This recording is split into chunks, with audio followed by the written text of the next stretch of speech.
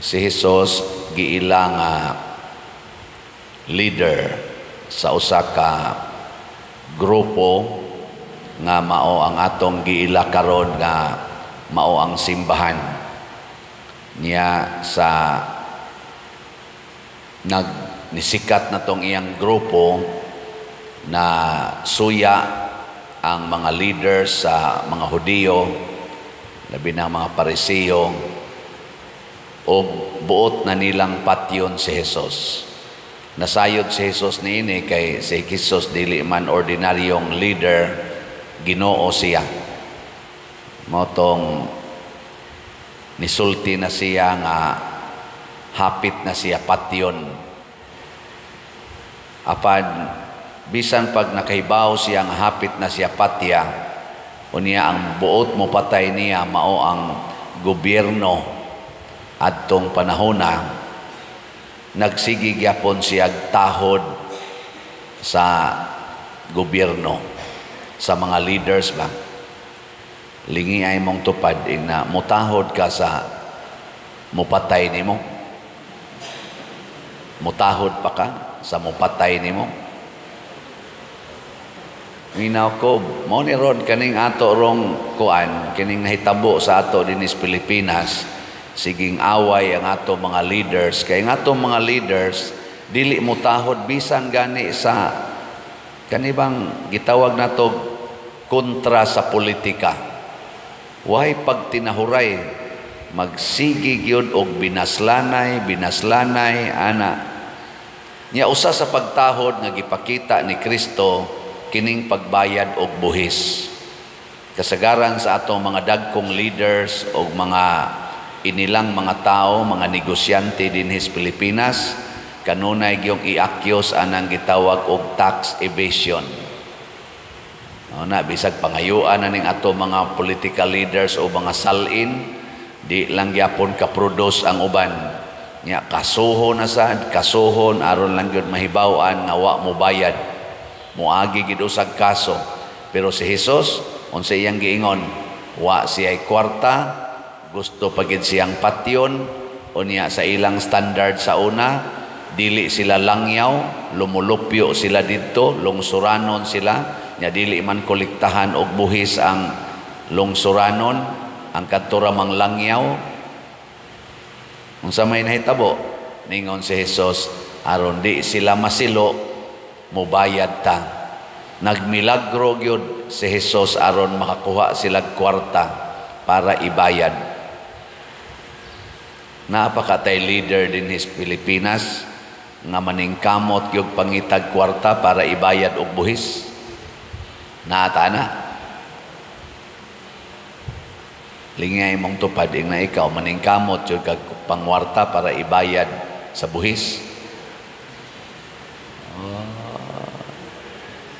Basin, congratulations. Kay karon ang ato dinhing mga leaders matod pas mga accusation, makita nato na mo nakanindot karon kay ang social media na ay fake news, na asay sanay nga na genuine news. Depende na nag-unsao nato pag dig ang katotohanan matod pas Tagalog. Malingaw sa kog tanaw-tanaw kay pastilan gyud kanig yung pangwarta na agyod naggubot sa pangwarta ang mga nagkupot sa panudlanan matod pas mga accusation mogamit sa kwartas gobyerno para i-bribe, para ipangpalit sa loyalty sa mga Pilipinos. Niya ang kadto sang wa kakupot sa kwarta, sige sang daot naglingkod sa sudlanas kwarta. Ang naglingkod sa sudlanas kwarta, sige sang pahimo sa kwarta. Mo na murag common scenario. Sukad pa atong high school pa ko, mga 1980s, mao na gid na ang atong sitwasyon. Lahi kayo sa ubang nasod ba? Look at Japan, Singapore, o uban pa, to mention some. Ang ila ditong maglingkod sa panudlanan, maningkamot unsaon paggamit ang kwarta para sa kaayuhan sa ilang nasod. Gitawag na nila og patriotism. Kana bang ang nasod yun maogyo'y unahon ba? Ang community. Ana. Para nako, bisag dili to sila Kristiyano, kining maong mga leaders nga mugamit sa pundo sa nasod para sa kaayuhan sa tanan, mao ni sila'y liwat ni Kristo. Si Kristo na siya'y gahom paghimo og milagro. Nagmilagro siya para gyud sa tanan, dili pagpasikat sa iyang kaugalingon. Lahi mga ato dinhing mga leaders, puiralas mga buutan, magmilagro manoon. Magmilagro ba? Bati kay balay paglingkod, pag humaglingkod, pag kaninduta nas balay. Mura magmilagruhan. Inoon, ay lamog kabalaka kaysa simbahan, kami sad magmilagro sad mi. Pag suod na mog seminaryo, guba pang balay, pag dangtag pila ka tuig pagkapare, na mansyon na. Mumilagro sad ba? Mao na mga leaders nga mga yawanon. Kanabitang ang kwarta gamiton sa ilang personal, dili gamiton sa kadaghanan. Si Jesus ang iyang gahom, ang iyang panglantaw nga dili masilo ang community. Dili ba mo ingon ang community nga sige gwali niya wa may gibuhat, di man mo bayad. May pami, bayad pami. Di ba? Mga special kayo, mga pagtratar, mga VIPs kayo, pero dili mo bayad og buhis. Manguha hinoon sa buhis sa katilingban. May pami nga manindalas karbon, manindalas tabuan kay tikitan dayon, buhis gyud. May pami nga mamalit lag kinilo nga bugas, apil na diha ang VAT, bayad pamig buhis, di ba? Mas mayo patang naglakaw lasdan, palit ka diha og mga pagkaon, naana dayoy buhis. Pero sila nga naglingkod sa dagko kayong amount of authority or kwarta, sus, dagkuag tax evasion. Tungod na kay way gugma para sa katilingban. O nganong wa may gugma sa katilingban, kay wa sad ta mahibaw nga duna di ay sunod aning kinabuhia. Dunay langit. Og ang langit matud pas unang pagbasa naggilak-gilak. Matud pa ni propeta Ezekiel, mauna ni ang himaya sa Dios. Naggilak-gilak. Lingiyay mong tupad na gusto kang mosuod aning naggilak-gilak. Nya unsaon man pagsuod sa naggilak-gilak, si Jesus maurasad ang dalan. Matud pa niya, ako ang dalan, I am the way. Nya unsa may gisulti ni Jesus aron makasuod ta nang naggilak-gilak na himaya, nagpangidlap. Matud pa ni Jesus, ibaligya ang tanan mong katigayunan ug ang halin ihatag ngadtos mga kabos. Pasabot, biyaig yun ang tanang bahandi sa kalibutan niya, ihatag na sa tanan. Gilaing lingi sa imong tupad ing na andam na kang mubiya sa tanan.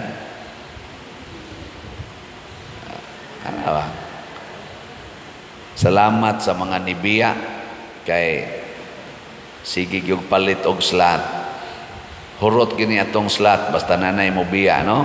Ang atong is BF DAG 33,546 ang atong halin, na apay 26,454 ka slots nga available, tag 500 pesos per slot. Mga gisi na lang baba na to ani sigig baligya 500 pesos ra gyud, di gitingali ni mahurot dayo, no? Pero sagdi lang, basta sige lang kitagpalit kitang mga nakasabot nga ang pagsuod di ay sa nagilak-gilak na himaya mao ang paggamit sa kwarta alang sa kaayuhan sa katilingban, labi na gid dinhi sa simbahan. Nya ang atong MMHD, Mother Mary's Healing and Deliverance, muhangyo ko ninyo bihot do na ni nato 457 na lang gyud ka slots ang nahibilin, tag 1,000 pesos per slot. 457. Siya ro wa gyud 457 ron sa ato mga followers o kamo dinhing territorial nga naay tag 1,000. Siya ro no. Million maning nagsunod nato sige paminaw, siya ro wa gyud 457 katag 1,000. Ang atong halin niabot nag 5,543. Naapay 457. I hope nga si Mama Mary dili na unta maghuna-huna ani ini ka Domingo, no? Mahurot na ni karong Domingo. Saman, promise, ana o ana? Ana, ana. Sige, ana ta. Wa man mo sinyas, bahala na mo diya. Una, maningkamot ta sama ni Jesus. Maningkamot tag pangitag kwarta para ilipay sa katilingban. Kamong mga bana, paningkamot mong pangitag kwarta dili para sa inyong kaugalingon aron paglipay sa inyong asawa o mga pamilya, anak. Mausad ang mga asawa, maningkamot sa pangitag kwarta dili para sa iyang kaugalingon kung dili para sa kalipay sa iyang bana o sa pamilya. Ninduta na, no? Mao ginay nindot kayong attitude aron malinawon ang pamilya.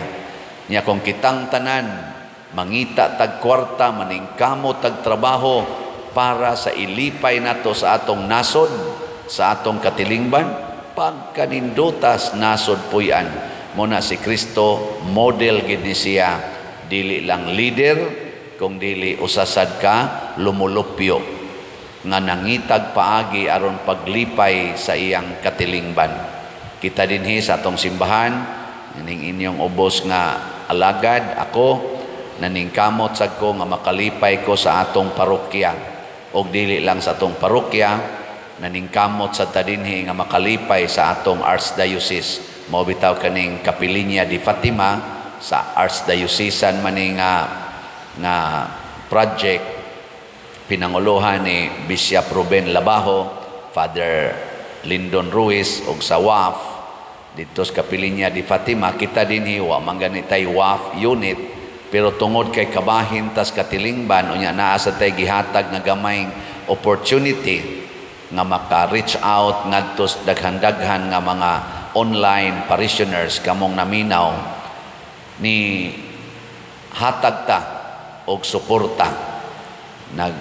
Dunay ilang panginahanglan mga 6 million para mabayran ang tanan nga mga project kaning phase 2. Nitabang ta og karon 457 na lang ka slots, equivalent to 457,000 ang kuwang.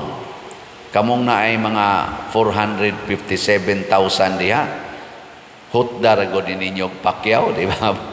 Dali ra kay ni mahuman. Kaysa anha mo invest anang mga kalibutanon nga di gyud makapaabot nato ngadto niining gagilak-gilak nga himaya sa Dios. Naot unta mao ginay atong ibutang sunahona. So naningkamot ta paglipay sad sa atong archdiocese. Gani dili lang sa atong archdiocese, kay duna nay mga parokya nga nagikan sa lain-laing lugar sa Pilipinas, lain-laing archdiocese o diocese sa Pilipinas nga nangayo nato dinhi sa hinabang. Share gyapon ta nila ngadto. Pagkanindot kun magdaghan na ta